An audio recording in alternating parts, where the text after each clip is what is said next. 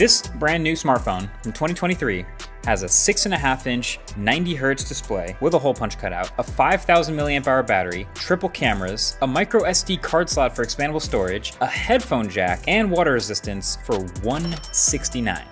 Nice. But what's the catch? There's gotta be a catch, right? So look, I've said it before and I'll say it again. Good phones are getting cheap, and cheap phones are getting good. And this video is going to focus on the second part of that, which is the cheap phones that are getting so good. Because this phone hit my inbox recently. It's called the Moto G Play for 2023.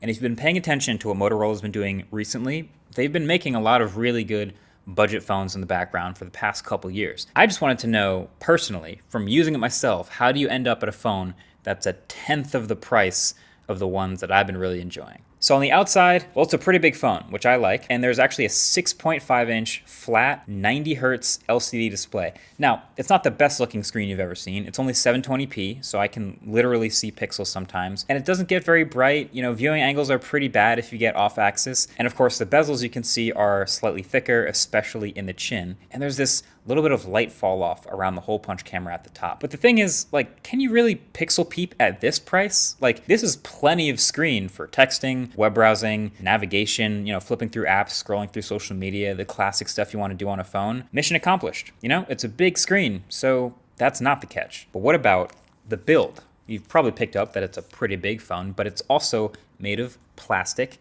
But honestly, the layout is perfectly fine. Like, you've got the port and the speakers at the bottom. There's a headphone jack at the top, and you have bonus expandable storage alongside the SIM card tray right where it belongs. And on the back, yes, that is a decently fast fingerprint reader right in that classic Motorola dimple spot. So it's laid out well. It absolutely does not bend or creak or anything weird like that. Plus, you might have heard, plastic is absolutely not the end of the world when it comes to a smartphone build. Obviously, the premium ones will really like to feel more premium and heavy, and so glass will do that, but this is often more durable than glass if you drop it, and some people like a lighter weight phone when it is this big. Also, it is still water resistant. I can't say waterproof. It's IP52, but it's water resistant. So the build, that's not the catch. So okay, what about the battery? You might be wondering. Cheap phone. It's excellent.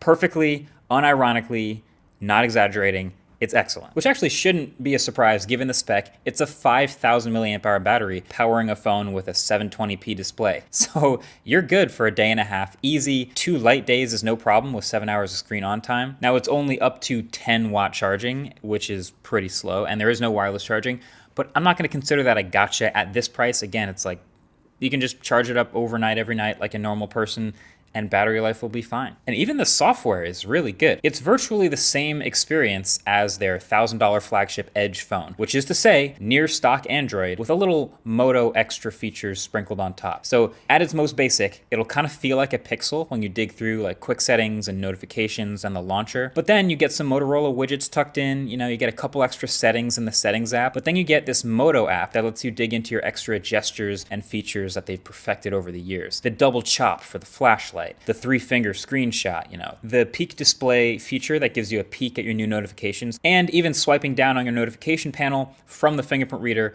on the back. Basically everything minus the double twist to quickly open the camera. Probably because the camera is not one of those things that you really look forward to on these super cheap phones. Oh wow, look at the light fall off. You can see it on camera. But either way, I'm happy to report that this camera is functional, which is like, that's what you would hope for at this price, which is, yeah, it's functional. I'm just not a huge fan of the triple camera layout here. Like, I know they're trying to look premium and triple cameras looks premium, but the top one is a 2 megapixel macro camera and the bottom one is a 2 megapixel depth camera for portrait mode. So I'm mainly just looking for this main 16 megapixel camera to be able to capture scenes, documents, you know, take photos and videos without problems. And it does, especially if you give it enough light. It's not gonna win any comparison tests, that's for sure. But hey, we ask a lot of our phones. Like, the fact that this $169 gadget can already make phone calls and send text messages and navigate you around the world and also play games and also browse the web, and it can also take decent pictures and 1080p videos, and that's solid. I initially had my suspicions about whether or not it was going to actually use this depth camera when I take a portrait mode photo, but it did yell at me when I covered it and tried to take a portrait mode shot, so it's paying attention to it at least. But when I took the photo and turned up the background blur, this is the cutout shape, which if you zoom in just a little bit, is truly bizarre. It's really bad. I've never seen anything this bad in my life. It really just said, yeah, we'll just save a little processing power here and use the zigzag cutout method from those scissors from preschool to make this work. But see, that's the thing. That is the catch. It's not the build quality. That's fine. And it's definitely not the battery life. That's great. It's not the cameras, and it's certainly not the software. It's that this phone is slow. Really slow. So this phone has a MediaTek Helio G37 chip inside and 3 gigabytes of RAM. Other phones with this chipset include the Tecno Spark 9, the Infinix Hot 12, and the Honor X7A, all of which retail well under $150 US. So clearly it's a cheap chip, right? And that's how it ended up in this phone. For some context, the Geekbench score of the iPhone 14 is this, and the Geekbench score of the Moto G Play is this. So when I say it's trying to save processing power by not really doing detailed portrait cutouts, I actually mean that. Like, it absolutely lacks any meaningful processing power. And I'm not nitpicking about like maybe it's just slow on some high-end games or something. No, this phone is slow all the time. It's slow to scroll and just like move around the UI. Now remember, I mentioned at the beginning that this phone has a variable 90 hertz display, but I'll be honest, it would have taken me a while to tell because it is almost never anywhere near 60 hertz. It's constantly hanging up and stuttering everywhere. It's slow to unlock. It's slow to open apps, not just huge apps, just normal apps. Even the settings app takes an embarrassingly long time to open and even longer to search through things. Some of this is like speed of storage as well, to be fair, so I don't want to put it all on the chip, but like the point here is it's absolutely the catch. This phone is slower than average to take pictures. It's slow to type stuff, to browse around, and just to do anything like high-end gaming or photo editing is kind of out of the question. It might be the slowest phone I've ever used, and I'm constantly reminded of it, which can make it quite unpleasant to use. So the longer I use this phone, the more it had me thinking about one big question, which is it better to get a brand new cheap phone like this or an older, formerly expensive flagship one? Like this phone, this is $169 brand new, right?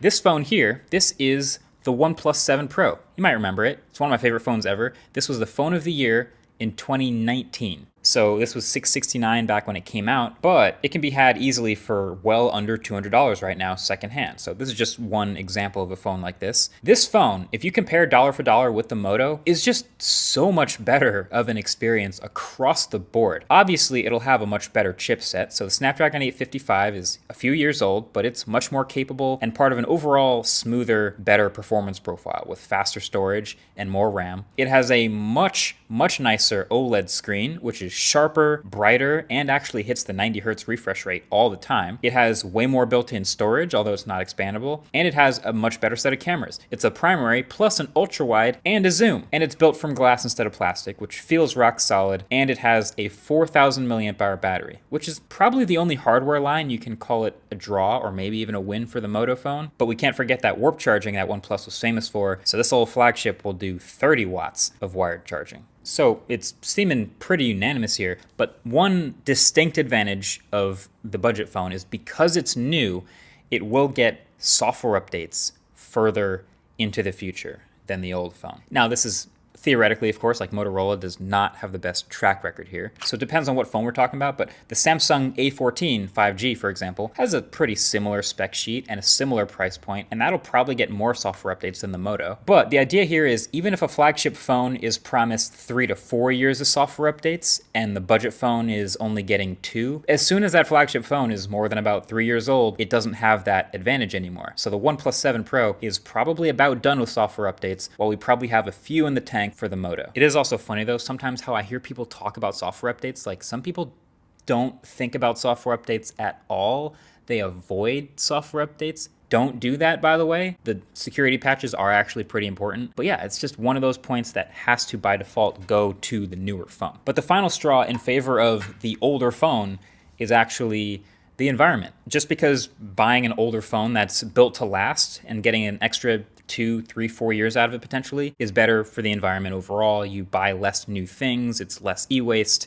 So that's a feather in the cap of the old phone over the new one. So my general thought, as I've looked at this landscape and all these options with old flagships versus new budget phones, is the lower the price of the phone, the more I would actually want to buy the older phone. So at $169, for example, based on the experience I've had with this phone, I would definitely rather have actually the older flagship phone. There's a lot of flagships you can get at about $200. You could get this one, you could get a Pixel 5. Secondhand phones are really good. Now, if you go up to like $400, then it's a little more debatable. There's still some things that would still point me towards the formerly flagship phone. But then you get to like $600 and it's like, oh, there's really good brand new $600 phones that I would take today and still have the advantages of the software updates. It's not a lot. That's better than the Pixel 7 right now. So that's the theory. So there you have it.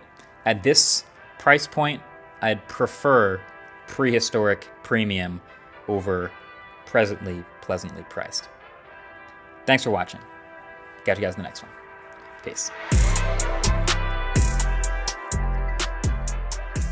Presently, that's a lot. Presently, pleasantly priced.